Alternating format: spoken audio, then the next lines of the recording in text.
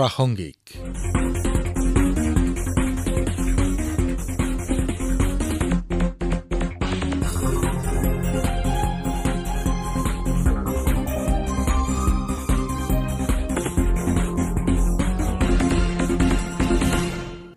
নমস্কাৰ শ্ৰোতাসকল, আকাশবাণী গুৱাহাটীৰ যোগ বিশেষ প্ৰাসংগিক অনুষ্ঠানলৈ আপোনালোকক স্বাগতম। আজিৰ অনুষ্ঠানত শুনক যোগ বিশেষজ্ঞ খনিন ৰয়ৰ সৈতে হোৱা সাক্ষাৎ গ্ৰহণ কৰিছে প্ৰজন্মা চহৰীয়াই। প্ৰথমতে আপোনাক আজিৰ অনুষ্ঠানলৈ স্বাগতম জনাইছোঁ। যিহেতু যোগ দিৱস সমাগত আৰু আমি আজি যোগৰ বিষয়ে কিছু কথা পাতিম। যোগৰ বহু উপকাৰিতা আছে আমাৰ শৰীৰত। আজি আমি শৰীৰত ৰোগ নোহোৱাৰ ক্ষেত্ৰত যোগৰ কি ভূমিকা বা কি প্ৰভাৱ সেই বিষয়ে কিছু কথা আপোনাৰ সৈতে পাতিবলৈ লৈছোঁ। আমাৰ দেহত বিভিন্ন সময়ত বিভিন্ন ধৰণৰ ৰোগ হয়, কিন্তু এই ৰোগ নিৰাময়ৰ ক্ষেত্ৰত যোগে কিদৰে সহায় কৰে এই বিষয়ে প্ৰথমতে আপোনাৰ পৰা কিছু কথা জানিবলৈ বিচাৰিছোঁ। সুন্দৰ প্ৰশ্ন এইটো। এই বিষয়ে ক'বলৈ গ'লে মই প্ৰথমেই এটা অভিজ্ঞানম শকুন্তলম, যিখন আমাৰ মহাকাব্য আছে কালিদাসে ৰচনা কৰা, তাৰ এটা শ্লোক উত্থাপন কৰিব খুজিছোঁ। সেইটো হৈছে শৰীৰম মাধ্যম খালু ধৰ্ম সাধনম। শৰীৰৰ মাধ্যমেৰে আমি সকলো কৰ্তব্য সমাপন কৰোঁ। অৰ্থাৎ ইয়াত এইটো কথাই কোৱা হৈছে যে শৰীৰটো যদি নিৰোগী হয় তেতিয়াহ'লে আমি আমাৰ জীৱনত প্ৰয়োজনীয় যিকোনো কাম কৰিবলৈ সক্ষম হ'ম। গতিকে শৰীৰটো নিৰোগী থকাটো আমাৰ জীৱনৰ বাবে প্ৰাথমিক চৰ্ত। এতিয়া আহোঁ ৰোগৰ কথালৈ, যে যোগটো হৈছে অষ্টাংগ যোগ, 8টা অংগ থাকে। আমি সাধাৰণতে দেখি অহা যিবিলাক দেখিছোঁ বা শুনিছোঁ সেইটো অকল আসনকে যোগ বুলি আমি ধাৰণা কৰি আহিছোঁ। আচলতে আসন যোগৰ এটা অংগহে হয়। গতিকে মই সেই 8টা অংগ উল্লেখ কৰিছোঁ: যম, নিয়ম, আসন, প্ৰাণায়াম, ধাৰণা, ধ্যান আৰু প্ৰত্যাহাৰ। ধাৰণা, ধ্যান, সমাধি, এই আটাইকেইটা লগ লাগি আমাৰ যোগ সম্পন্ন হয়। গতিকে আসন হৈছে তৃতীয় অংগ। আসন কৰাৰ আগতে আমি যম নিয়ম বুলি কেইটামান নিয়ম আছে আমাৰ। এই নিয়ম কেইটা পালন কৰিলে আমি যোগত ভালদৰে প্ৰবৃত্ত হ'ব পাৰোঁ। এতিয়া যোগাসনৰ প্ৰাথমিক উদ্দেশ্য হৈছে শৰীৰটোক নিৰোগী কৰি ৰখা।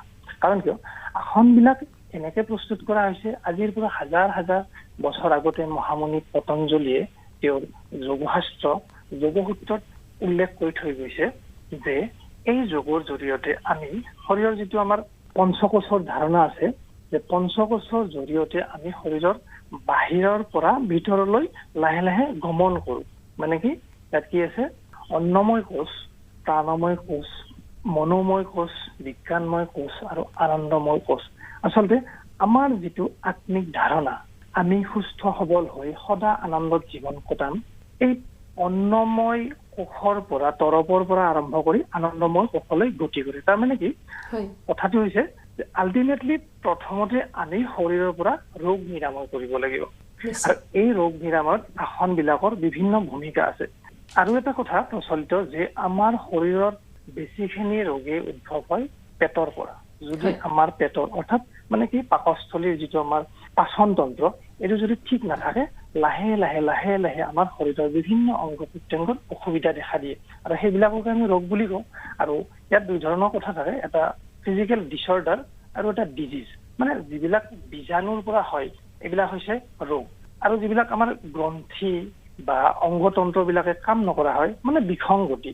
গতিকে এই বিসংগতি ঠিক কৰাত আৰু শৰীৰত যিবিলাক বাহিৰৰ পৰা বীজাণুৱে আক্ৰমণ কৰে তাক ঠিক কৰাত যোগাসনে সহায় কৰে। এইটো কেনেকে কৰে মই কৈ আছো, যে আমাৰ শৰীৰৰ গোটেই অংগতন্ত্ৰটো, আমাৰ বৃদ্ধি বিকাশ গোটেইখিনি নিৰ্ভৰ কৰে আমাৰ হৰমনৰ ওপৰত। হৰমনে আমাৰ শৰীৰটো সক্ৰিয়ভাৱে হৰমন গ্ৰন্থিবিলাক যদি কাম কৰে তেতিয়াহ'লে আমাৰ বৃদ্ধি আৰু বিকাশত সহায় হয়। লগতে ইয়াৰ লগত কথাটো আছে কি, আমাৰ ইমিউনিটি বা অসংক্ৰাম্যকৰণ তন্ত্ৰ, অৰ্থাৎ আমি ৰোগৰ লগত কেনেকে যুঁজিব পাৰোঁ তাৰ লগত আমাৰ থাইৰয়ড গ্ৰন্থিটো জড়িত হৈ আছে। T4, T6, T3 চেল, এইবিলাক যি আমাক শৰীৰক মানে বীজাণুৰ পৰা সুৰক্ষিত কৰি ৰাখে, যুদ্ধ কৰে। যদি থাইৰয়ড গ্ৰন্থিটো সবল নহয়, যদি আমাৰ এণ্টিবডিজ বিলাক প্ৰপাৰ চিক্ৰেট নহয়, তেতিয়াহ'লে লাহে লাহে আমি ৰোগগ্ৰস্ত হওঁ। গতিকে যেতিয়া আমি আসন কৰিম, মানে সৰ্বাংগ আসনৰ কথাটো মই উল্লেখ কৰিছোঁ, এই সৰ্বাংগ আসনে আমাৰ থাইৰয়ড গ্ৰন্থিটো সবল কৰিব পাৰে, যাৰ ফলত আমাৰ এই অসংক্ৰাম্যকৰণ যিটো পদ্ধতি বা ইমিউনিটি চিষ্টেম তাক ষ্ট্ৰং কৰিব পাৰে। গতিকে এনেকে যিবিলাক আদাৰ ডিজিজ আছে সেইবিলাককো আমি লাহে লাহে মানে স্পাইনেল ইঞ্জুৰি মানে কঁকালৰ বিষৰ ক্ষেত্ৰত সাধাৰণতে আমি দেখো যে প্ৰায় মানুহবিলাকে কঁকালৰ বিষত ভুগে বা আমাৰ ভাৰতীয় মানুহবিলাকৰ এটা মানে সাধাৰণ বেমাৰ হৈছে যে গেষ্ট্ৰাইটিছ মানে গেছৰ সমস্যাত ভুগে কিন্তু এইবিলাক যিবিলাক বেমাৰ আছে আমাৰ এই বেমাৰবিলাক আমি অতি সাধাৰণভাৱে 1 মাহ বা 2 মাহ ধুনীয়াকে আসন কৰি নিৰ্মূল কৰিব পাৰোঁ তাৰ কাৰণে আমাৰ ডক্তৰৰ ওচৰলৈ যোৱাৰ বা ৰাসায়নিক দ্ৰব্য খোৱাৰ কোনো দৰকাৰটো নাই আচলতে যোগৰ দ্বাৰা শৰীৰক আচলতে আমি বহু সুস্থ সবল কৰি তুলিব পাৰোঁ যাৰ বাবে বীজাণুৱে আমাক অতি সহজে বা অতি সততে আক্ৰমণ কৰিব নোৱাৰে গতিকে এই ক্ষেত্ৰত যিসমূহ দীৰ্ঘম্যাদী ৰোগ আছে ধৰক মেদবহুলতাই হওক বা মধুমেহ হওক ৰক্তচাপজনিত ৰোগ হওক এই ৰোগসমূহৰ নিৰাময়ৰ ক্ষেত্ৰতো যোগে বাৰু সহায় কৰে নে মই দীৰ্ঘম্যাদী ৰোগসমূহৰ কথা এইকাৰণেই কৈছোঁ কিয়নো দীৰ্ঘম্যাদী ৰোগসমূহৰ ক্ষেত্ৰত আমি দীঘলীয়াকৈ দৰৱ সেৱন কৰাৰ প্ৰয়োজনীয়তা আহি পৰে গতিকে দীৰ্ঘম্যাদী ৰোগসমূহৰ ক্ষেত্ৰত যোগৰ কেনেধৰণৰ ভূমিকা আছে এই বিষয়ে আপোনাৰ পৰা কিছু কথা জানিব বিচাৰিছোঁ নিশ্চয় এতিয়া যোগ এটা আমাৰ প্ৰাচীন বিদ্যা এটা কিন্তু আধুনিক চিকিৎসা বিজ্ঞানেও এতিয়া যোগক এটা চিকিৎসা পদ্ধতি বুলি মানি লৈছে মানে তাক বিকল্প চিকিৎসা বুলি কয় অল্টাৰনেটিভ ট্ৰিটমেণ্ট এইটো আমি ডিৰেক্টলি ট্ৰিটমেণ্ট বুলি ক'ব নোৱাৰোঁ বা কোৱা নাই আৰু কোৱা নাযায়ও কাৰণ যোগৰ মূল উদ্দেশ্যটো হৈছে আধ্যাত্মিকতা যে আমি নিজক কেনেকে চিনি পাব পাৰোঁ চেল্ফ ৰিয়েলাইজেশ্যনৰ কথাটো আহে গতিকে ইয়াত যিটো আপুনি ক'লে যে দীৰ্ঘম্যাদী ৰোগবিলাক আমি কেনেকে নিৰাময় কৰিব পাৰোঁ চাব কথাটো মই প্ৰথম অবেচিটিৰ শব্দটো উল্লেখ কৰিছোঁ অবেচিটিৰ কথাটোৱে কওঁ যে মেদবহুলতাটো আমাৰ বাবে এটা সমস্যা হৈ দেখা দিছে এতিয়া ভাৰতবৰ্ষতে হওক বা গোটেই পৃথিৱীতে হওক মেদবহুলতা এটা ডাঙৰ সমস্যা হৈছে এতিয়া মেদবহুলতা এই পৰ্যায়টো আমাৰ আহিল কেনেকে এটা আমি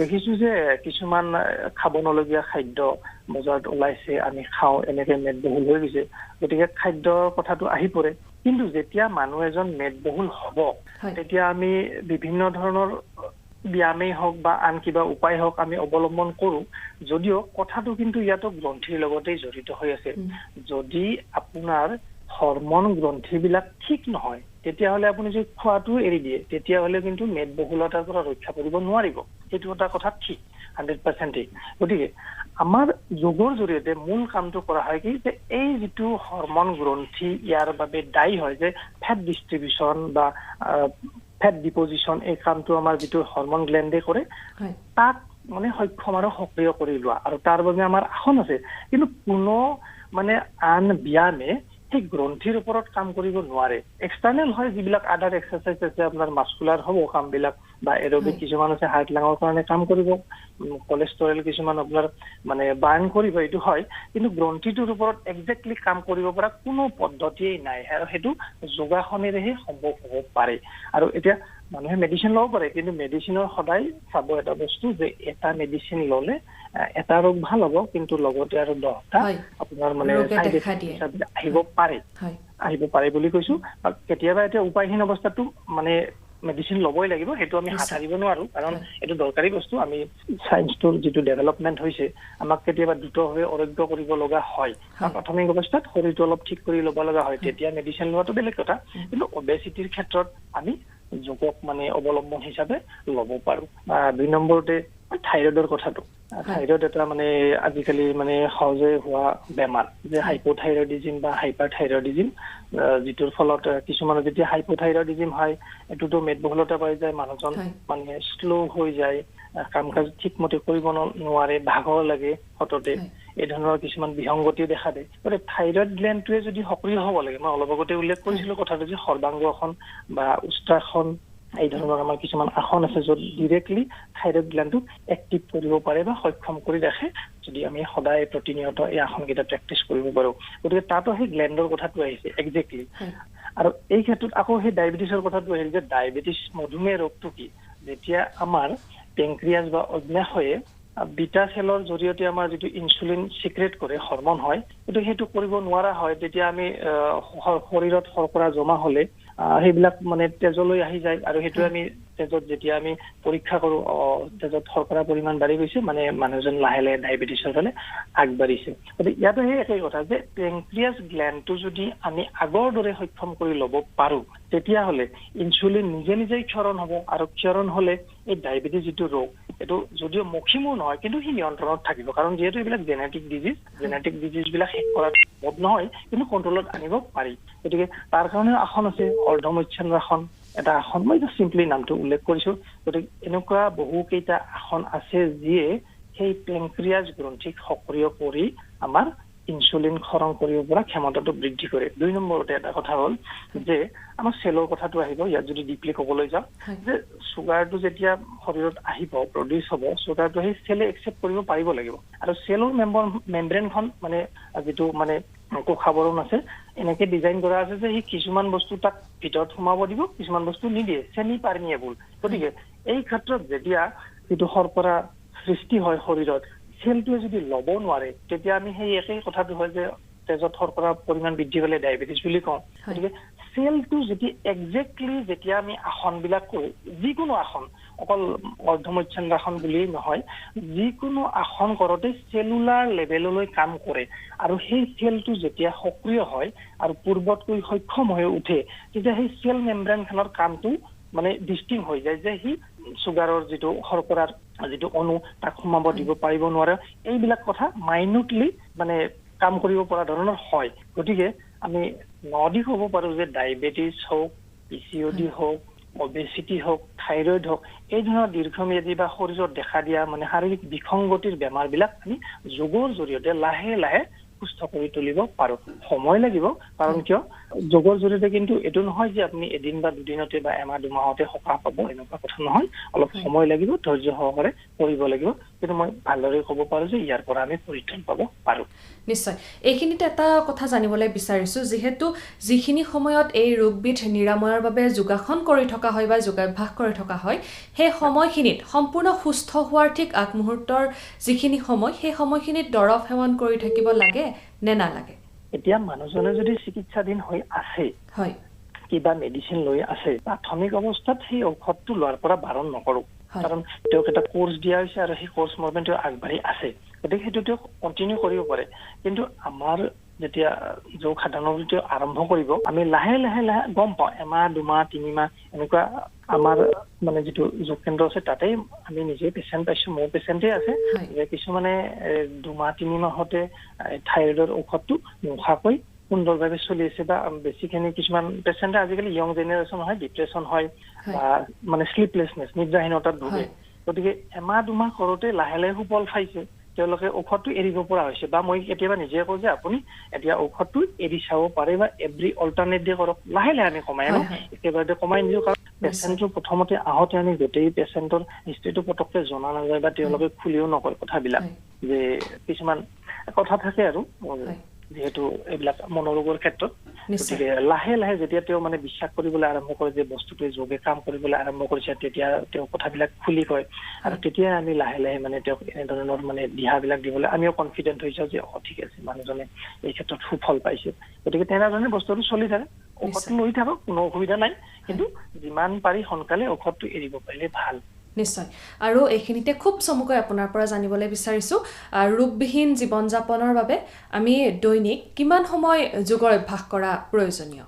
এতিয়া আধুনিক যুগততো মানুহৰ সময় নাথাকেই, নিশ্চয়, তথাপিতো যদি 45 মিনিট সময় দৈনিক কোনোবাই যোগৰ নামত ব্যয় কৰিব পাৰে, সেইটো তেওঁৰ কাৰণে এটা মানে ইনভেষ্টমেণ্ট টাইপৰ হ'ব। যে আমি সময়টো যদি একচুৱেলি ইনভেষ্টমেণ্ট, আমি সময় খৰচ কৰা বুলি নকওঁ বা যোগৰ নামত পইচা খৰচ কৰা বুলি নকওঁ, এইটো ইনভেষ্টমেণ্ট হ'ব তেওঁৰ ফিউচাৰৰ কাৰণে। কাৰণ কিয় আমিতো ভৱিষ্যতে কিহৰ কাৰণে এইবিলাক কৰিছোঁ, শৰীৰটো যদি সুস্থ হৈ নাথাকে, নিৰোগী হৈ নাথাকে, বাকীবিলাকতো মিছা বৃথা। গতিকে 45 মিনিট সময় তেওঁৰ জীৱনটোৰ মানে প্ৰতিনিয়ত ব্যয় কৰক, নোৱাৰিলেও এভৰি অল্টাৰনেট ডে কৰক, তেনেকৈ আৰম্ভ কৰক। নিশ্চয়। আচলতে আপোনাৰ সৈতে আমি যোগ দিৱসৰ প্ৰাক্ষণত ভালেখিনি যোগৰ বিষয়ে কথা পাতিলোঁ, যোগৰ বিষয়ে যোগ সন্দৰ্ভত আপুনি ভালেখিনি আমাক তথ্য আগবঢ়ালে, আপোনাক অশেষ ধন্যবাদ জ্ঞাপন কৰিছোঁ। ধন্যবাদ। ইমান পৰি শ্ৰোতাসকলে যোগ বিশেষ প্ৰাসংগিক অনুষ্ঠানত যোগ বিশেষজ্ঞ খনিন ৰয়ৰ সৈতে হোৱা সাক্ষাৎকাৰটি শুনিলে। সাক্ষাৎ গ্ৰহণ কৰিলে প্ৰজন্মা চহৰীয়াই। অনুষ্ঠানটিৰ প্ৰযোজনা মানস প্ৰতিম শৰ্মাৰ, সহযোগিতা আগবঢ়ালে জয়ন্ত নাথে। আজিৰ অনুষ্ঠানটি ইমানতে অন্ত পৰিল নমস্কাৰ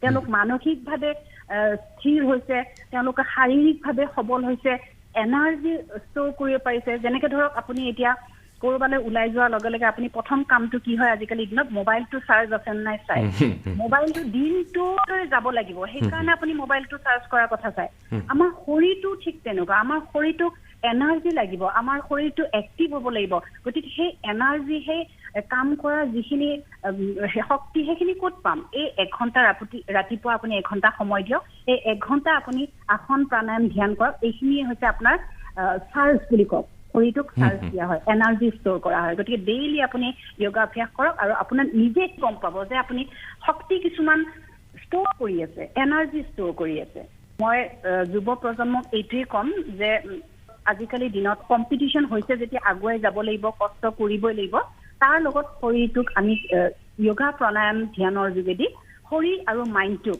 এক্সট্ৰা এনাৰ্জি দি এটা পাৱাৰ দি পেলাই আমি আগবাঢ়ি যাব লাগিব আৰু তাতকৈ ডাঙৰ কথা আপোনাক মই কওঁ যে যোগাই আমাক বিশৃংখল লাইফৰ পৰা আমাক মুক্ত কৰে যদি আপুনি নিচাসক্ত আপুনি যদি নিচাৰ প্ৰতি আসক্ত আপুনি ডেইলি যোগাভ্যাস কৰক আপুনি সেই লাইনৰ পৰা টোটেলি দূৰত আহিব আপোনাক বেলেগকে একো চেষ্টাই কৰিব নালাগে আজিকালি কত নিচামুক্ত কেন্দ্ৰ ওলাইছে হয় কিবা মেডিচিন ওলাইছে কিবা ওলাইছে আপুনি সেইবোৰলৈকে ইমান বেছি হলৈকে যাবই নালাগে আপুনি যদি নিচা মুক্ত হ'ব বিচাৰিছে আপুনি যদি নিচাৰ প্ৰতি আসক্ত হৈছে আপুনি যোগা কৰক ধ্যান কৰক প্ৰাণায়াম কৰক আপুনি এই বস্তুৰ পৰা নিজেই দূৰত আহিব যোগা এটা পাৱাৰ এটা আমাৰ অদৃশ্য পাৱাৰ যিটো এজন মানুহক কমপ্লিটলি একদম সুস্থ সবল লাইফ এটা দিয়ে যিটো আপুনি মানে খুব ক্লিন ভাৱে খুব মানে সম্পূৰ্ণ ডিসিপ্লিনত লাইফটো যায় বেয়া কোনটো আপুনি বুজি পাব ভাল কোনটো আপুনি বুজি পাব যিটো আজিকালি ল'ৰা ছোৱালীয়ে উঠি অহা ল'ৰা ছোৱালী বুলি কওঁ আজিকালি মানে পাপ বুজি নাপায় আগৰ দিনত কি আছিলে মানুহে ভুল কৰিব